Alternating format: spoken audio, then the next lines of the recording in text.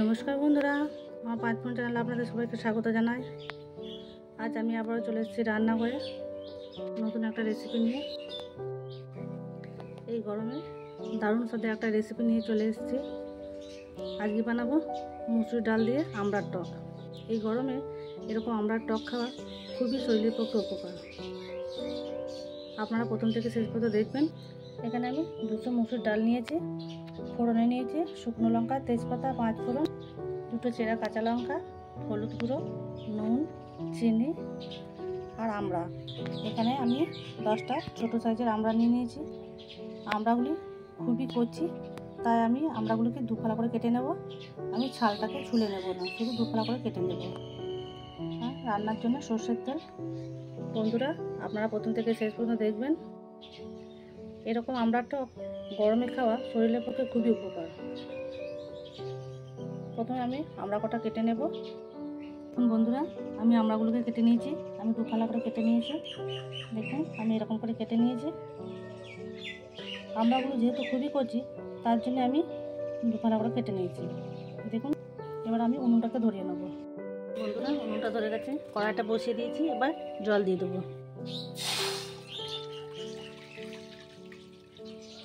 জল গরম হয়ে গেছে। এবার এই ধুয়ে রাখা ডালটাকে দিয়ে দেবো। আমি ডালটাকে ভালো করে ধুয়ে নিয়েছি, 2-3 বার করে পরিষ্কার করে ধুয়ে নিয়েছি।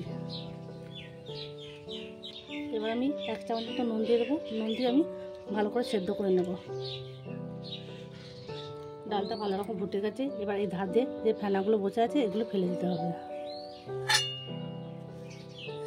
দেখুন বন্ধুরা এই ফেনাগুলো ফেলে দেবো।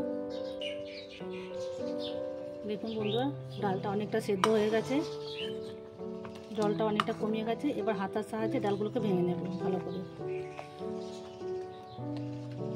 সব ডালগুলো ভালো করে ভেঙে নিয়েছি। দেখুন বন্ধুরা বেশ গুঁড়ো হয়ে গেছে ডালগুলো। এবার আমি পরিমাণ মতো জল দিয়ে দেবো। জল দিয়ে দেবো। আজকে ডালটাকে একটু পাতলা করেই করব। দেখুন বন্ধুরা পরিমাণ মতো জল দিয়ে দিয়েছি। এবার ডালের মধ্যে দিয়ে দেবো 1/2 চামচ মতো হলুদ গুঁড়ো। ভালো করে মিক্স করে আবার এই ডালটাকে ফুটিয়ে নেব। দেখুন বন্ধুরা ডালটা ভালো রকম ফুটে গেছে। এবার ফোড়নের জন্য আমি নামিয়ে নেব।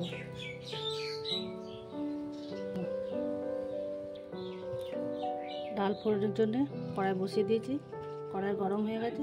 এবার 2 চামচ মতো সরষের তেল দিয়ে দেবো।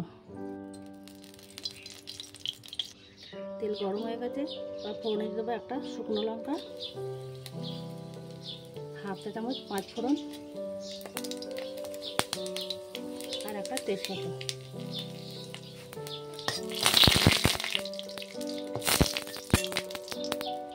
5 ফোড়নের সুন্দর গন্ধ বেরিয়েছে। এবার ডালটাকে দিয়ে দেবো। সব ডাল করে ঢেলে দেবো।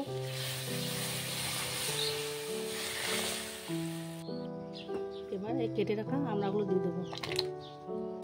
স্বাদ মতো নুন দিয়ে দেবো। আমড়াগুলো যেহেতু কচি তার জন্য আমি পরে দিয়ে দিলাম। আপনারা চাইলে আমড়াগুলোকে হালকা তেলের মধ্যে ভেজে দিয়ে দিতে পারেন। আমড়া যেহেতু টক তার জন্য স্বাদ ব্যালেন্স করার জন্য আমি 1/2 চা চামচ মতন চিনি দিয়ে দেবো। আর দিয়ে দেবো 2টো চেরা কাঁচা লঙ্কা। তা ভালো করে ফুটিয়ে এলে নামিয়ে নেব।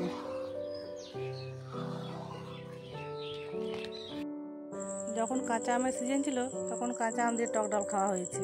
এখন তো আমের সিজন চলে গেছে, এবার আমড়া দিয়ে টক ডাল খেতে হবে। বন্ধুরা আমড়া দিয়ে টক ডাল খেলে খুব ভালো লাগে।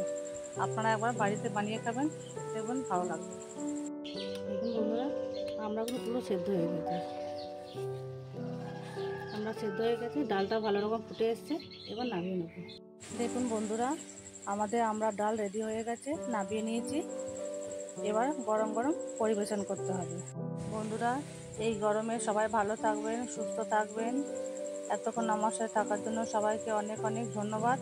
আজকে এ পর্যন্তই, ফিরে আসছি অন্য কোনো রেসিপি নিয়ে।